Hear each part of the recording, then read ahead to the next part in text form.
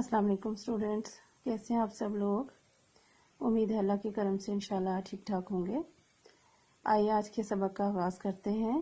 बच्चों, जैसा कि आप जानते हैं हमने बाब दोम का चैप्टर नंबर 1 कंप्लीट कर लिया था प्रीवियस लेसन में, और उसमें हमने अकीदा रिसालत और नबूवत के हवाले से तमाम तफसीलात पढ़ ली थी। आज हम शुरू करेंगे चैप्टर इबादत और इस्लाम में इबादत का तस्वुर, यानी इबादत क्या है और इस्लाम में इबादत का कॉन्सेप्ट जो है वो क्या है।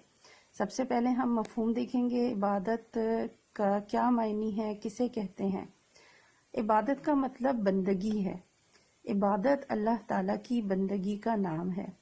इबादत करने वाले को अब्द कहते हैं, और अब्द का मतलब है गुलाम और बंदा, यानी जिस तरह गुलाम अपने आका का ताबे और फर्मा बरदार होता है, इसी तरह बंदा भी अपने हकीकी आका यानी अल्लाह ताला का हर मामले में इताअत गुजार हो।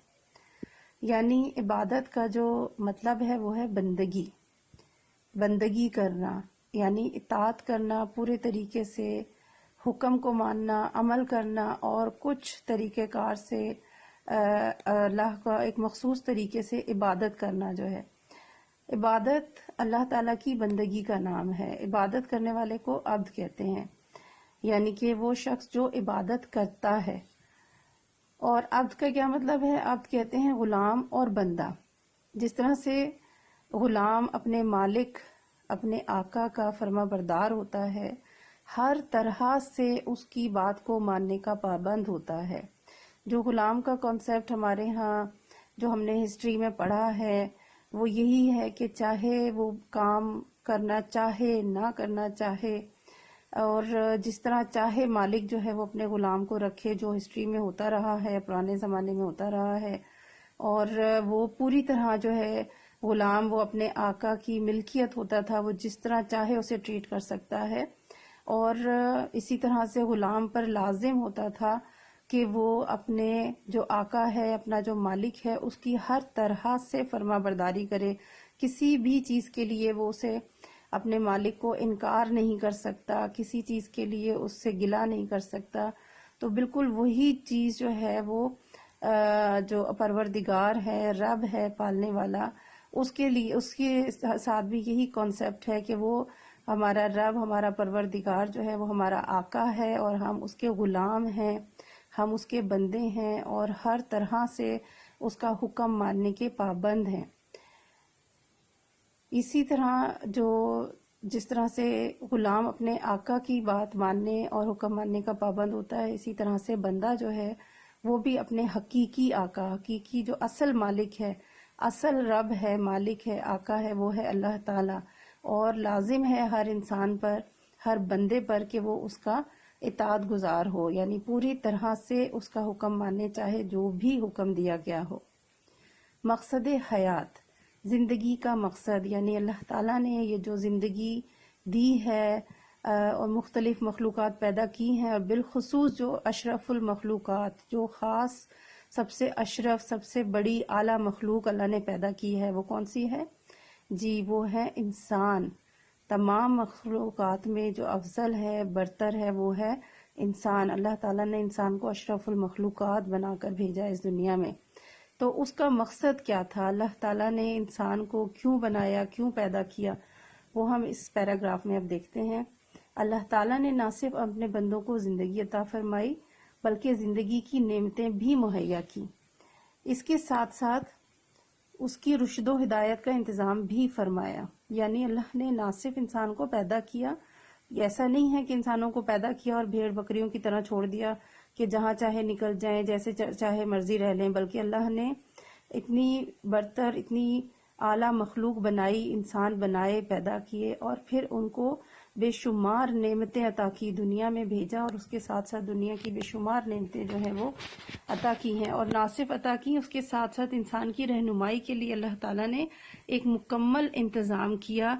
इंसान को इस दुनिया में भेजने के साथ ही उनकी हिदायत के लिए, उनकी रहनुमाई के लिए, उनको गाइड करने के लिए अपने नबी और रसूल भेजे, और हर दौर में नबी और रसूल इंसानों की हिदायत के लिए मौजूद रहे।